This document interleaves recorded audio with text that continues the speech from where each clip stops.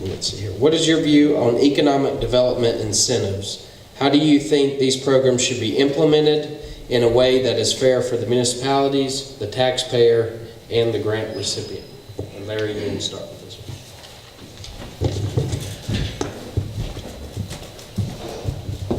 Here's the main reason Chamber of Commerce wants to get rid of me. I do not believe in taking taxpayer money and propping up wealthy corporate institutions. I mean, corporate entities that have all these millions of dollars already, and you and I, our tax money, or else if it's not the tax money given directly, they get tax incentives, and so we still have to pay the taxes. No, what I'm for is doing away with corporate and personal income taxes. You small business owner, a lot of times they are paying personal income taxes to pay their taxes because they're not big enough to pay corporate. And corporate income taxes, what do they do with that? They have to pay people to take care of that, to make sure it gets done. It wastes personnel time and money for the company. And then they just charge you more for their products to make up for it. So I see no sense in that. We need to eliminate corporate income taxes. And of course, as Bob Ruccio has said, that would take away a lot of the steam for doing incentives in the first place. Really no reason to do it. So how do you implement it? You don't do it. We make a level playing field with everybody with no corporate income taxes. And if these subsidies that we're doing for solar and wind, if somebody wants to do solar energy, fine. If they want to do wind energy, fine, except that one that's interfering with our radar up the southern border of Virginia, messing up the Navy radar. That needs to be moved if it's done at all. But if they want to do that stuff, that's fine. Just quit taking up our money for it. Do it on your own dime. I believe in equal opportunity for all businesses, but it shouldn't be done on the backs of the taxpayers. Thank you.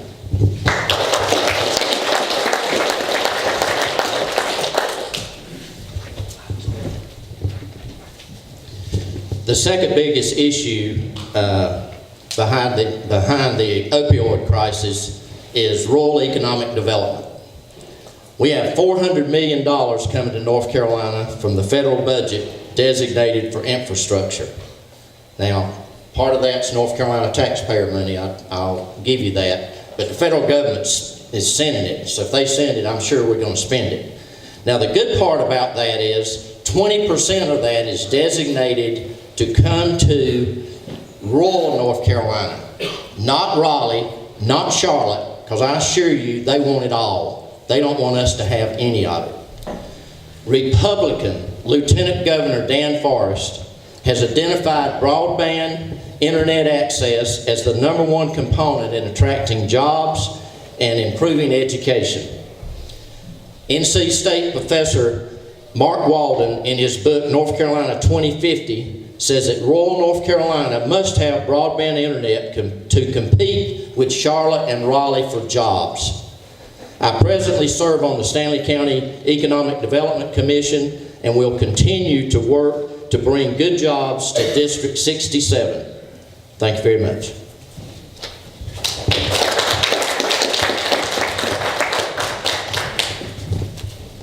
Okay, I'm just going to warn you, shocker here. I actually agree with Larry Pitt. Okay? Here's 3 things we should be looking at. 3 things that help attract business. How healthy is your school system? How healthy is your healthcare system? How healthy is your infrastructure? Period. You got good roads, you got high-speed internet, you got a good healthcare system around, you got enough hospitals, ERs for your new employees that they're going to be bringing. How's your school system? That's really important to all these big companies.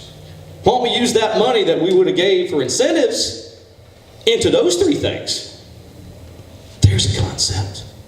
So that's it. It's simple. Very, very simple. Healthcare, school system, infrastructure.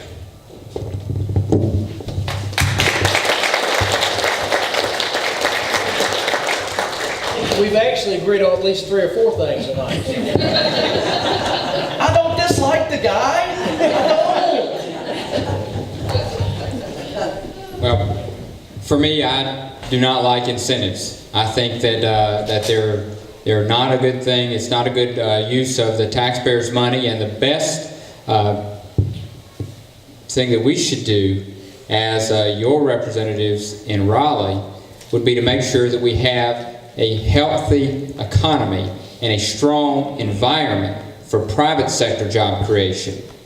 And you do that through supporting infrastructure, through making sure you're funding your road needs, through making sure you're helping to have a good infrastructure on a local level with water and sewer and those types of things. Now, one place that I absolutely oppose taxpayer money going is to set up these local government broadband, these local government internet, cable, TV companies that seem to be pushed by some folks, and that my opponent seems sort of tinkering in and out of supporting sometimes. I have a problem with that. I don't think you all know, you all are involved in politics and watch government. And no offense to any elected official on a local level, but local elected officials struggle putting in hollow pipes to run water and sewer lines. Do we really want to set up like what Salisbury's done? Has it worked well in Salisbury, Carl? Do we really want to use millions and millions of dollars of taxpayer money to set up a government internet company? I don't think so, and I oppose that. I think we work instead to get the regulations out of the way, to cut the red tape, to remove the bureaucracy, and to allow the private sector to thrive on their own through cutting those things I said and through making sure that we're keeping taxes as low as possible, which the Republican majority that I've been a part of for the last 8 years has worked to cut the corporate tax rate and the personal income tax rate as well. Thank you.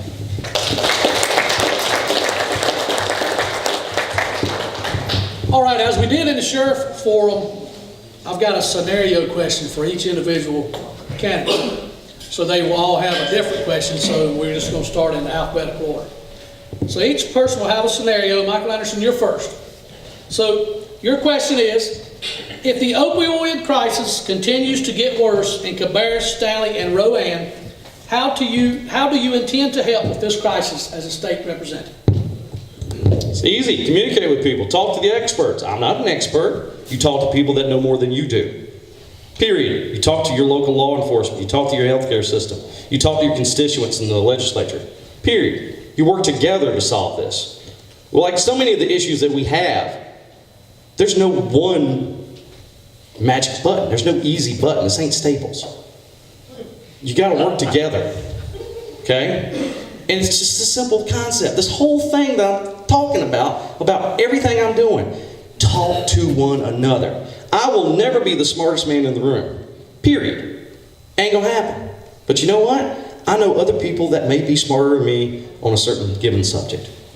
Talk to them. Get their guidance on it. They know what they're talking about. You know, period. I'm not gonna go to a chef if I need to know how to dig a ditch. You know, you go to people that work in that environment, that see this thing firsthand. So communication. Talk to the experts. Get and work together as a team to make this change for the better. I mean, again, there's no magic button, folks. It takes communication and working together.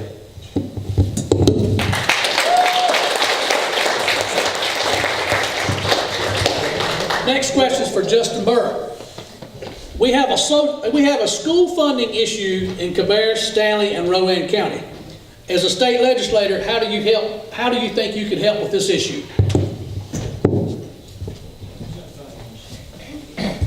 Thank you. Well, since we've taken the majority, we've worked to increase the state funding for our local school system, and we've seen that increase billions in the last 7 years. And those dollars continue to increase. And we need to do everything we can to give our local school systems the flexibility they need with those resources that they receive. We need to, charter schools were set up to sort of be the incubator, to use that to get the good ideas, to figure out what works well. And what we need to make sure we continue to do is to allow those things that we see that work well in the charter schools where they have flexibility and it's working well. We need to make sure that we're giving those same types of flexibilities to our public school system and allowing them to thrive in that manner. I believe those are the things we can do. I'll continue to work with the school boards here in these counties. They've certainly done that. We have I know I can speak for Stanley County, have a very good school system there, and one of the great things we did there is we elected a real conservative Republican majority on the school board there. 2 years ago, part of the party platform, you know, it's make sure that all the races are identified, their political affiliation is on the ballot. We changed that in Stanley County.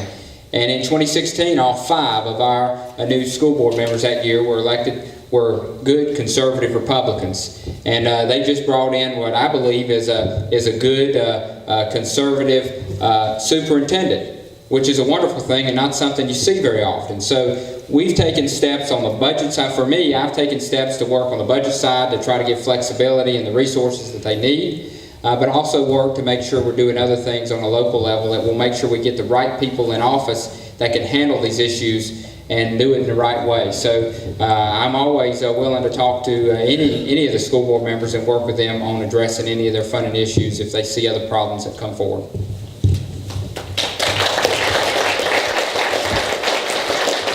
Next question is for Larry Pittman. A new company wants to locate at Philip Morris. And as we all know, Philip Morris was just vacated by a company that received federal, state, and local incentives. Would you favor incentives, and why or why not for the new company that wants to locate? I think he just answered that. Okay, we're going to see the 2 minutes. I'll share with you. No.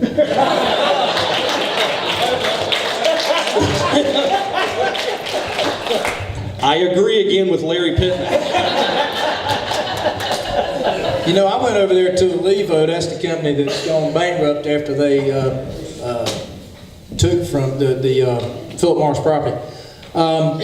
They had something I thought was great, a great product, but I guess it just didn't catch on, or they just weren't able to get enough people going. I don't know what their deal was. They were making what they call grid banks. That they said one of these things could run like 200 homes in a 20-mile area for an indefinite period of time. And they were set up to where they actually had a charger that drew off of the grid bank and recharged it, you know, continuously, that sort of thing. And so I had an idea that I shared with Mr. Sprayberry, Mike Sprayberry, who's our emergency management director in the state, of getting those things put near shelters across the state.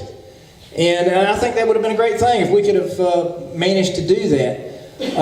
But they said they had to be mobile. I wasn't talking about mobile. I'm talking about put them in place, you know, and be ready to run these shelters when people need it in case of an EMP attack or something like that. So I was very much for, you know, working with Alivo and trying to get this going, and they just kind of ran out of steam, I guess.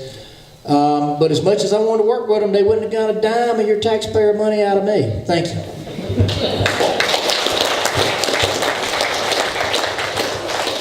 All right, next question is for Wayne Sasser.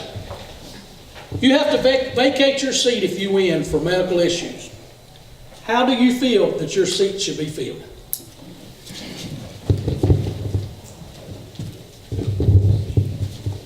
Here I am, the pharmacist, and I don't get asked the opioid question.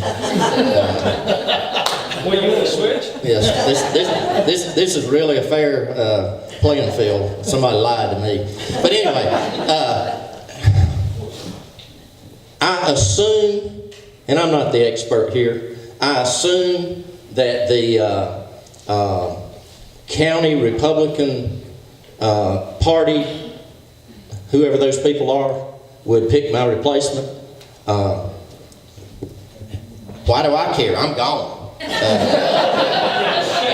guy that you know is replacing me should be the guy that you should ask that question. No, I don't think I should have a dog in that fight. I mean, I've served. If I happen to, you know, to be in that situation, I think it's up to the party. It's not up to me. That's all I got, folks. I'm sorry. If I was an expert, I'd answer a better question. So. All right, so that's the end of the questions. First thing I want to do is thank these guys for coming up here and going through this, because it's not as easy as you think. Let's give them a round of applause.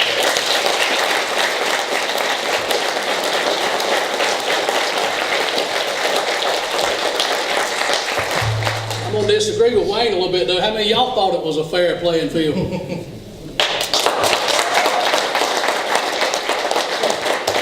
That's one thing that I have really tried extremely hard to make this is a fair forum. And that's why we have different people ask the questions. So we're trying to keep it as fair as humanly possible, and I think we have done that. So next up, first thing I want to tell you, Thursday night, 6:30, same place, is our county commissioner forum. That'll be the last one of our forums prior to the primary. Well, so what's happening Wednesday night? Wednesday night? Isn't there candidate training Wednesday? Thank you, Mike. Yes, RLI, Republican Leadership Initiative, Mount Pleasant. 73 in Main, upstairs. There is an elevator. It starts at 7, but please come at 6 and you can get a bite to eat. So we are going to have candidate training, and if you're a candidate and you're busy at a meet and greet, just send some of your family, volunteers, whatever. And also, if you're not backing someone in the primary right now, that's fine. You can learn all kinds of techniques, and that will help us in November. So please come, 73 Main, check it out on the Facebook page. And we also want to thank Dr. Ola, who let us use the room. And now it's time for our closing statements from each candidate. But just remember, Thursday night, same place, 6:30, is our county commissioner forums.